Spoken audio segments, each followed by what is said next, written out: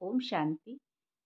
संन्यास, वैराग्य, ये शब्द ऐसे हैं जो घर गृहस्थ में रहते हुए, प्रवृत्ति मार्ग में रहते हुए जब इन शब्दों को बोला जाता है तो बहुत भारी भरकम शब्द लगते हैं, है ना? और संन्यास का अर्थ तो यही माना जाता है कि घर परिवार को छोड़ के चले जाना। लेकिन ये तो भागना।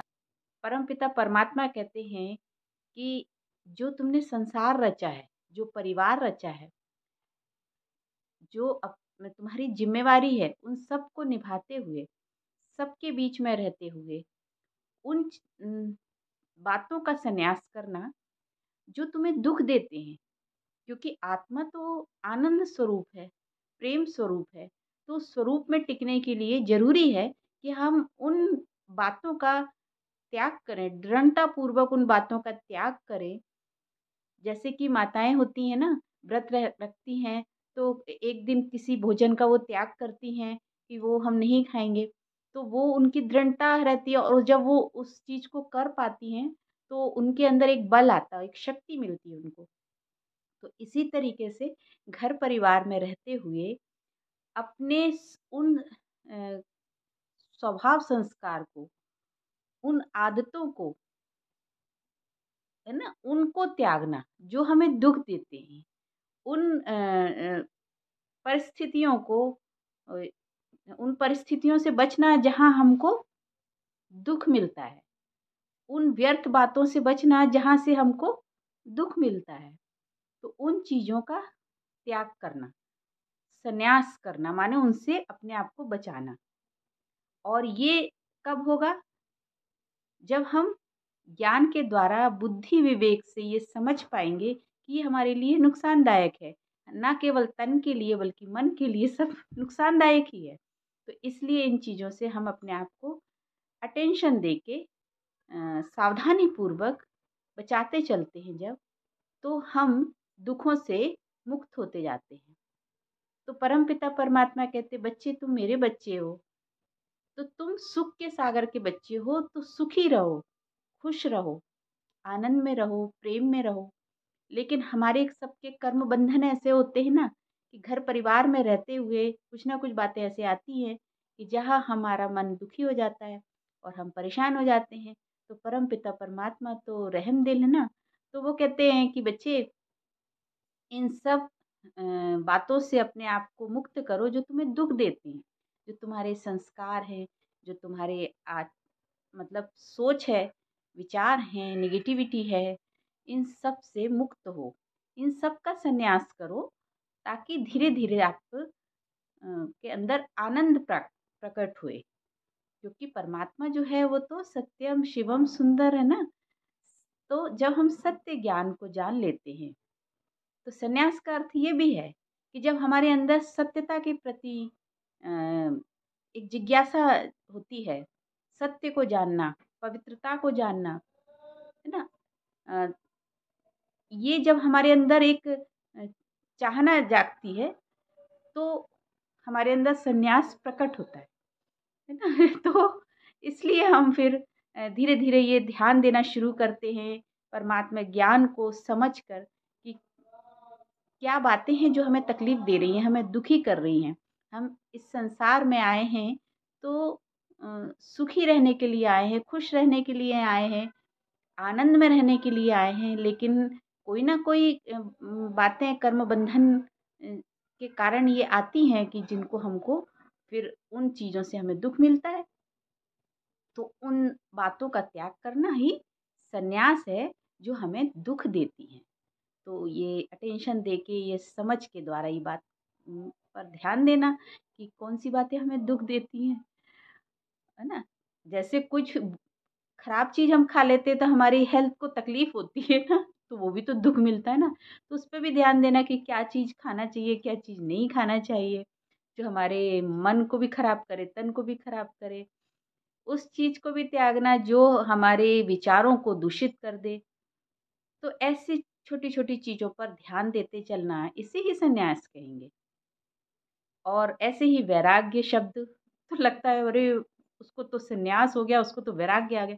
वैराग्य 2 शब्दों से मिलकर बना है, वैर और राग। तो ना किसी से बैर हो, है ना?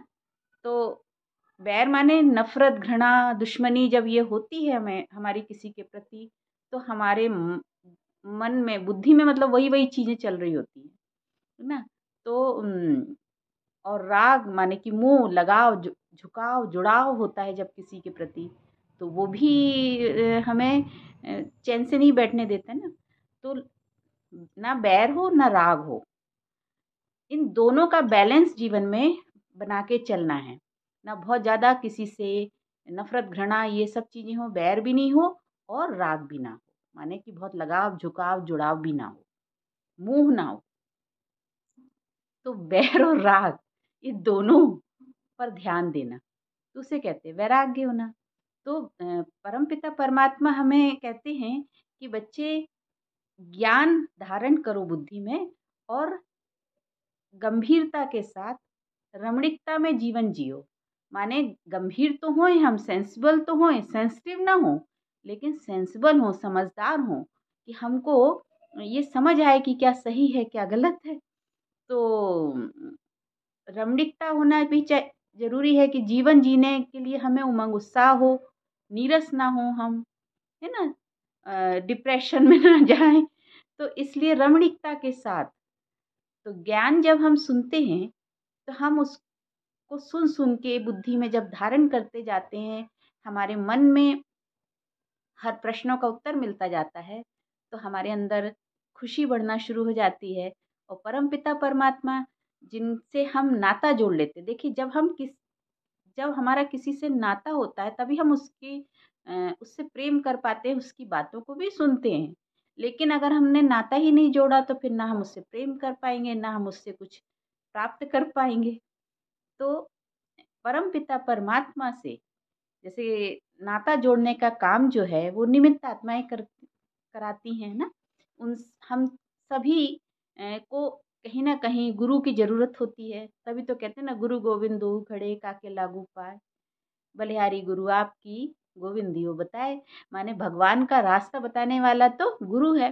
तो इसी तरीके से जो बहनें हैं वो लोग भी हम लोगों की बुद्धि को सेंटर में जो बहनें हैं वो हम लोगों की बुद्धि को परमपिता परमात्मा से जुड़वाती हैं, ताकि हम उन परमपिता परमात्मा से प्रेम करें, क्योंकि वो प्रेम का सागर है। और जब प्रेम करेंगे तो उनके जो दिए हुए श्रीमत है, जो ज्ञान है, उसको हम सुन के बुद्धि में धारण करेंगे कि हाँ, हमारे परमपिता परमात्मा हमें सही मार्गदर्शन दे रहे हैं, हमारे लिए कल्याण का रास्ता बता रहे हैं, सदगति का रास्ता बता रहे हैं। तो जब हमारा नाता उनसे जुड़ जाता है बुद्धि से प्रेम के द्वारा, तो फिर हम उनकी बातें सुनना शुरू करते हैं। और फिर उसके बाद जब बुद्धि में ज्ञान धारण होने लगता है और एक शक्ति, आत्मा की शक्ति बढ़ना शुरू होती है, तो आनंद की स्टेज भी आती है।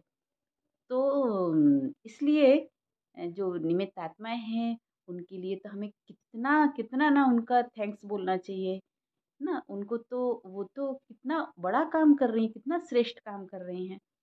तो परम पिता परमात्मा से बुद्धि जुड़ाना इतना आसान भी तो नहीं होता ना।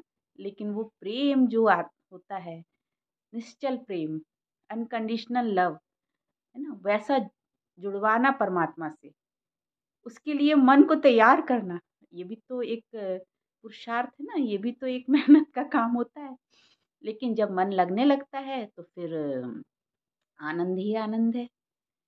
तो संन्यास और वैराग्य, ये शब्दों का अर्थ हमें समझना है कि ये इतने भारी भरकम शब्द हम सोचते हैं कि ये तो बड़ा मुश्किल है।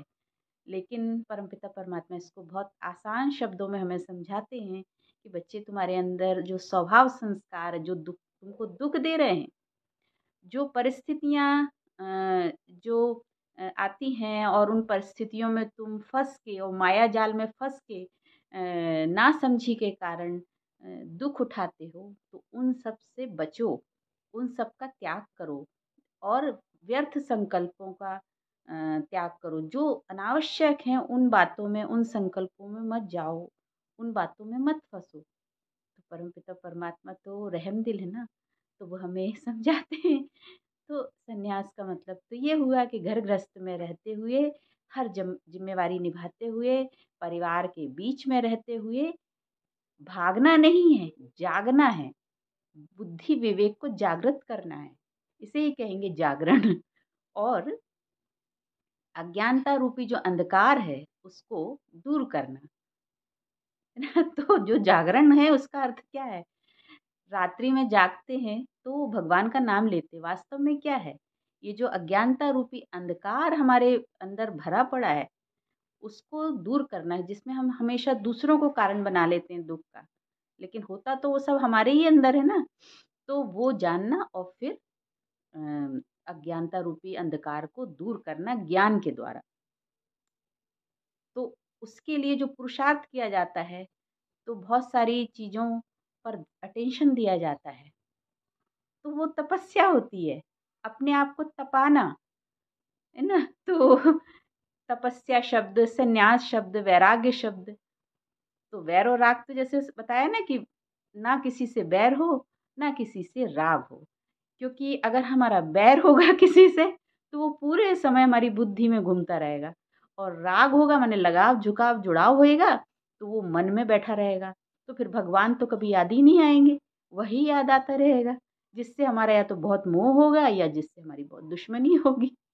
तो इन चीज़ों का ध्यान देना और जीवन में बैलेंस करके चलना, क्या सही है क्या गलत है इस पर ध्यान देना, क्या शुद्ध है क्या अशुद्ध है, क्या पवित्र है क्या अपवित्रता है, इन सब पर जब जब हम अटेंशन देते चलते हैं तो फिर हम गृहस्थ जीवन में रहते हुए ही कर्मयोगी होते हैं। परमात्मा के निर्देशानुसार जो हमें श्रीमत मिल रही है उस पथ पर हम चलते जाए तो मंजिल पर पहुंच जाएंगे। ओम शांति।